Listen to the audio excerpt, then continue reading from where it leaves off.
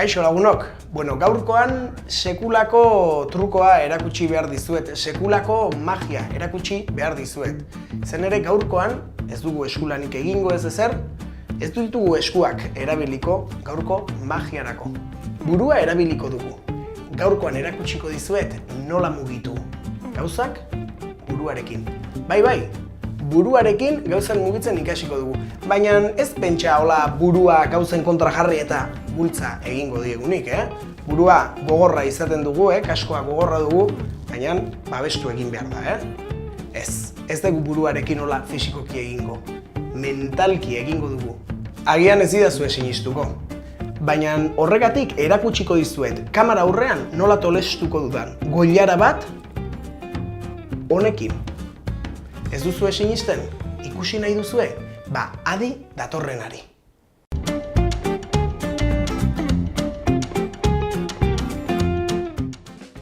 Gure magia truko hau egiteko, erabiliko dugu edozen maitan topatuko duzuen goilara bat. Guk goilara txikia erabiliko dugu, zergatik? Hau egiten dugun lehenengo aldia delako, eta hau entrenatu egiten den gaitasun bat da. Hau da, kotxe bat doblatu ahal izateko, lehenengo ikasi behar da goilara txiki bat doblatzen, gero goilara handi bat, gero lapiko bat, eta gero, horrela ikasten dira, super botereak. Esan dugu, goilara arrunta, gogorra da, soinu egiten du. Eta ez da bereziki errez tolesten den hoietakoa, ez da paperezkoa, ez da plastikozkoa, metalezkoa da. Goilara honekin eta buruaren boterearekin lortuko dugu hau tolestea edo doblatzea. Hementxe dugu goilara eta orain buruarekin tolestu egingo dugu. Horretarako oso garrantzitsua da konzentrazioa. Beraz, nik goilara hemen jarriko dut eta konzentratu egingo naiz. Konzentratzeko teknika honena niretzat izaten da dana txurian jartzea eta puntutxo beltz batian fijatzea. Eta hortxe arreta jarrita dudalarik indarrein behar da,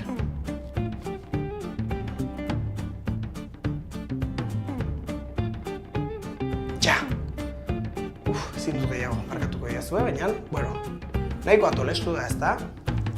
Bida, goilara honekin ja jogurra jatia, o sopa jatia, o zaila izango da. Hola, heltzeko. Tolestu dugu goilara. Pentsatuko duzue, ez diazue sinistuko, pentsatuko duzue trukoren bat egin dudala, edo beste teknikaren bat erabili dudala. Eta ondo egiten duzue, ez sinistu interneten ikusten duzuen edozer gauza. Honek azalpen bat du, azalpen zientifiko bat edo azalpen tekniko bat esango nukenik. Nahi dezue jakin zer dagoen honen atzean, nola egin daitekeen truko hau? Adi datorrenari.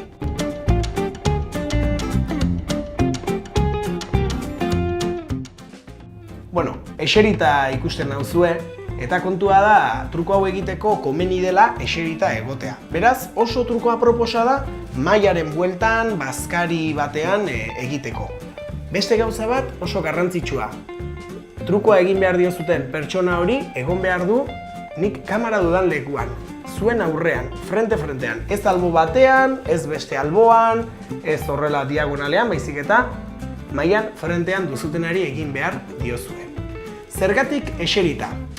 Kontua da nik goilara erakutsiko dudala, esango dut gogorra dela, horrela buruan eman da ere, pixkat ambientia lasaitzeko eta egin dezakegu eta despistatzeko, bestea despistatzeko. Eta behin erakutsi dudanean goilara arrunt bat dela, hartuko dut hemen eskuan horrela. Hartu nezakeen horrela, baina nik hartu dut horrela, bai? Eta jarriko dut hola eta pixkat indarra bezala egingo dut hemen, esango dut, egiteko hau, eta hemen tolestu dut goilara. Begira nola dagoen, tolestuta, desente. Berriro egingo dut zuek ikusteko, beraz, erakusten dugu goilara gogorra dela, honela heltzen dugu, eta hola, pixkat, eusten diogu, apoiatzen gara mailean, eta momentu horretan bertan egiten dugu indarra, hau tolesteko. Esango duzue, behin tolestuta dagoenean, tolestuta dago eta listo. Nola erakusten diogu besteari ez dagoela tolestuta. Hemen tolestuta dugula, jarriko dugu bestearen aurrean, baina jarriko dugu horrela. Eta hemen dago truko honen koska. Ni frentean jartzen badut, nire frentean jartzen badut, eta zuen aurrean jartzen badut, badirudi goilara zuzen dagoela. Orain ezagutzen duzuelako trukoa agian, ikusiko duzue edo nabarituko duzue tolestuta dagoela, baina hasieran ez da hain erreza edo ez da hain argi ikusten. Eta orain goilara pixkanaka mugitzen joango naiz. Horrela mugitzen eta tolesturaren efektua lortuko dut. Nola mugitu behar da goilara? Begira. Hola alboz ikusita, ni goilara hemen dut eta egingo dudana da puntu hau finko mantenduz, goilara horrela tolestu. Horretarako hemendik helduko dut horrela. Hiru behatzekin eta egingo dut.